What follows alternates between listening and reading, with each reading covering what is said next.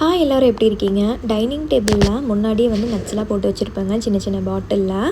So அதெல்லாமே கொஞ்சம் காலி ஆகிடுச்சு. அதனால் எல்லாமே ரீஃபில் பண்ணி வச்சிட்ருந்தேன். பசங்களுக்கு ரெகுலராக போட்டு கொடுத்துருவேங்க. நாங்கள் வந்து மறந்துடுவோம். முன்னாடியே இருக்கங்காட்டி திடீர்னு பார்த்தோம் அப்படின்னா சரி சாப்பிட்லேயே எடுத்து சாப்பிடுவோம். அதுவும் ஒரு ஒர்க் பண்ணிகிட்டே இருப்பார். பசிக்குதுன்னு எந்திரிச்சு வந்தால் முன்னாடியே வச்சுருப்பேன். ஒரு பாட்டில் அப்படியே எடுத்துகிட்டு போய் சாப்பிட்டே ஒர்க் பண்ணிகிட்ருப்பாரு. ஸோ அதனால் காலியாக அப்படியே ரீஃபில் பண்ணி வச்சுட்டு நேற்று போட்டிருந்தேன் வெயிட் லாஸ் ஷார்ட்ஸுக்கு ஒரு பர்சன் வல்கராக கமெண்ட் பண்ணியிருந்தாங்க.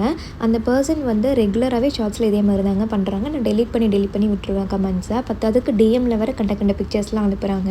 நான் பிளாக் பண்ணி விட்டாலுமே சேம் ப்ரொஃபைல் பிக்சரில் வேறு ஐடி க்ரியேட் பண்ணி இந்த வேலையெல்லாம் பண்ணுறாங்க. இந்த அல்ப சந்தோஷம் எதுக்குன்னு தான் எனக்கு தெரியல.